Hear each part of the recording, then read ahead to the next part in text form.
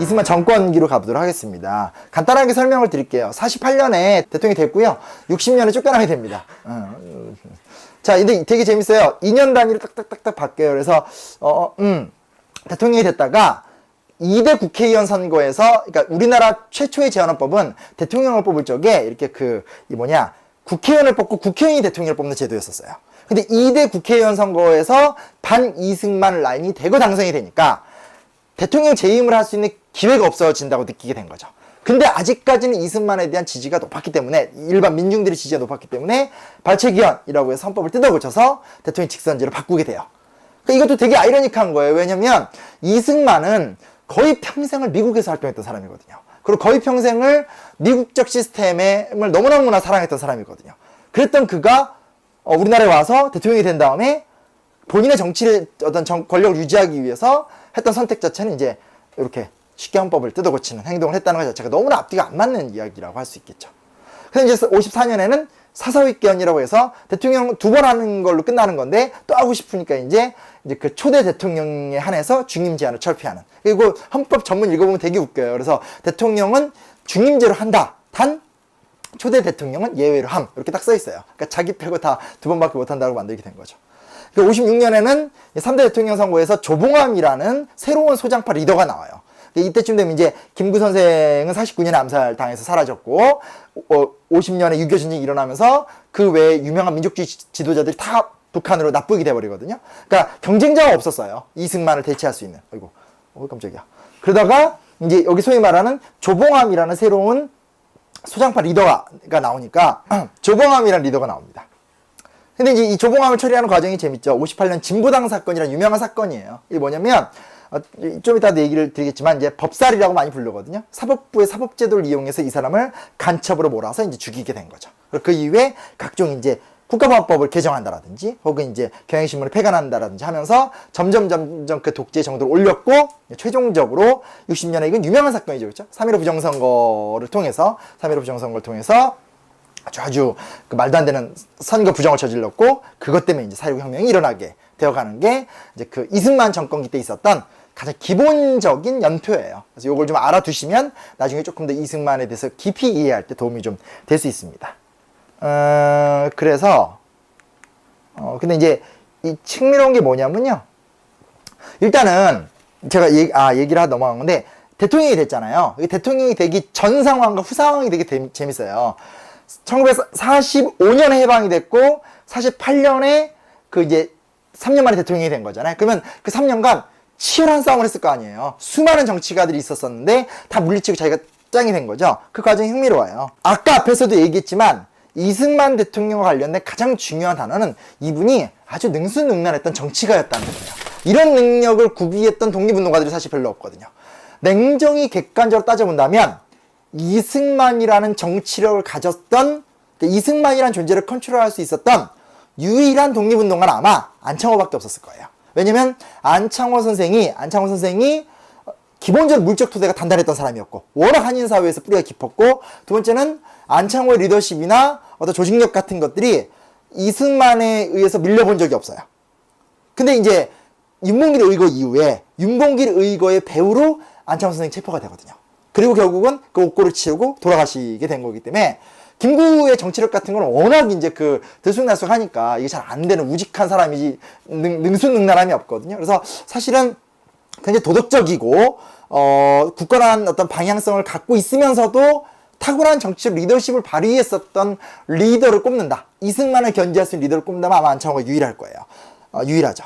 근데 그가 없잖아요. 지금 없는 상태고, 그 정도의 인지도를 가진 사람도 없고, 이런 상태에서 결국은 정치적 승자로서의 이승만의 모습이 이제 부각이 됩니다. 그래서 앞에서 있었던 수많은 사건 때처럼 이때도 부각을 하게 되는데, 첫째는 이분이 되게 특이해요. 이 단체가 유명해요. 줄여서 독촉이라고 부르는데, 독립촉성중앙협의회라고 이제 이게 풀네임이에요. 근데 이게 이 독립촉성중앙협의회의 대표거든요, 이분이. 근데 이렇게 얘기하면 이 독촉이란 단체를 그냥 일개 정당으로 많이 아세요. 그러니까 요즘으로 말하면 뭐 새누리당 대표 이승만, 더민주당 대표 이승만 이렇게 알고 있어요. 근데 그게 아니에요. 아니고 이 독립촉성중앙협의회는 뭐냐면, 우리나라 현재 새누리당, 더민주당, 국민의당, 정의당이 있잖아요. 4개의 정당이 있잖아요. 그 4개의 정당을 다 아우르는 연합기관인 거예요. 그러니까 뭐냐면 이승만이 했던 유명한 말이 있어요. 귀국하자마자 무슨 얘기를 했냐? 유명한 얘기가 있어요. 그 뭐예요? 뭉치면 살고 흩어지면 죽습니다. 이게 다 아는 얘기죠. 근데 이제 사람들이 여기까지만 기억하고 있는데 그 다음에 뭐라고 얘기한 줄 알아요? 그 연설을 쭉 들어보면 뭉치면 살고 흩어지면 죽습니다. 그러니까 나를 중심으로 뭉치십시오. 요 얘기가 딱 붙어요. 딱 붙어요. 그래서 독립촉성중앙협의회라는 범 조직을 만들어 놓고 그 안에 막 당들이 다 들어가 있고 그 전체를 이끄는 초월적 지도자의 모습을 보여요. 이승만은 3.15 부정선거로 쫓겨날 때까지도 4.19 혁명으로 쫓겨날 때까지도 언제나 본인을 거국적 지도자로 포장했었어요. 언제나 그랬었어요. 그래서 실제로 결국은 4.19 혁명 당시에도 결국은 무너진 거잖아요. 무너지면 그냥 잡혀가거나 이래야 되는데 본인이 뭐라 그러냐면 나는 권력에 의지가 없다. 국민들이 원한다면 내가 떠나겠다.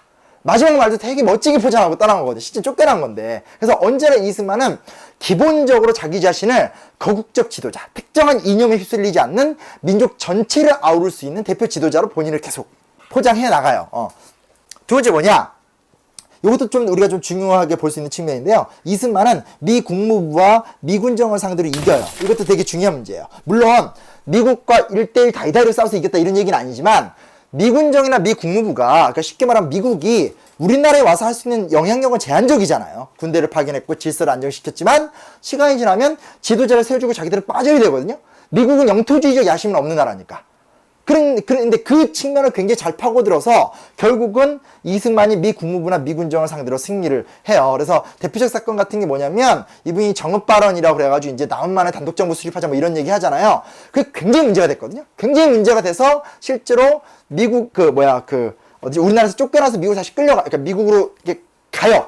그러니까 다시 이제 밀려난 거죠. 근데 미국에 가서 가만히 있는 게 아니라 자기의 정치적 인맥을 활용해서 미국의 이 소위 말하는 아주 보수적인 공화당원들, 그러니까 공화당 의원들을 만나면서 미 군정 사령관 하지가 빨갱이 됐다라고 얘기하면서 어떤 나를 중심으로 새로운 어떤 반공지조 라인이 만들어야 된다고 하면서 아주 성공적인 소위 말하는 대미 투어를 하고 오세요. 그래서 그 대미 투어를 하고 돌아왔었을 때는 이미 하지도 어쩌지 못하는 아주 막강한 어떤 그런 정치력을 갖고 있는, 그러니까 든든한 어떤 그런 공화당이라는 배경을 갖고 있는, 그전에는 메가더라는 배경을 갖고 있었었는데 이제는 공화당이라는 배경을 갖고 있는 지도자로 딱 등극을 하게 되는 거예요.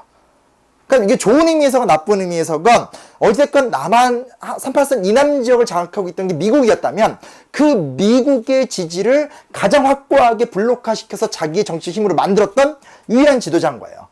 일견 배울 부분도 있는 거죠. 세 번째는 이게 이제 가장 욕을 먹기도 하고 이렇게 되는 건데 이제 한민당과 친일파를 수용했다라는 거죠. 뭐 저번에도 했던 얘기들인데 어찌됐건 지주와 친일 경력이 있는 어떤 우리나라의 우익 세력 또 우리나라 엘리트 세력 그리고 실제 조직력과 어떤 그런 무력이나 미군정과의 어떤 친밀도를 가지고 있었던 친일파 세력들을 쭉 수용하면서 자기의 정치적 토대를 또 만들기도 했고요. 그리고 결국은 자기의 정치적인 동반자였어야 되는데 실제로 김구나 김규식은 이승만을 정치적 동반자로 여겼었거든요. 근데 정치적 동반자로 여겼었는데 그러니까 외사랑을 하게 된 거죠. 정치적 경쟁자일 수밖에 없었던 김구와 김규식을 완벽하게 무력화를 시켜요. 그래서 김규식 같은 경우는 좌우합작 운동할 적에 이승만이 직접 지지한다고 이렇게 해놓고 김규식이 좌우합작 운동의 리더가 되니까 막 흔들어서 이 사람 만신창이로 만들어버린다라든지. 그리고 김구 같은 경우도 정말 헌신적으로 이승만을 믿고 도왔는데 결국 이제 김구 또 이제 배제를 시켜버린다라든지 이런 식으로 하는 모습들을 보여줘요. 그래서 결국 우리 역사의 첫 장면에서 모든 역사라는 것은 정치라는 게 빠질 수는 없지만 최종적 승리자는 너무나 어떤 능수능란했던 권력과 어떤 정치성의 승리를 보였던 이승만의 승리로 끝나야 된다. 이런 좀 측면이 있다라는 걸 기억을 해둘 필요가 있습니다.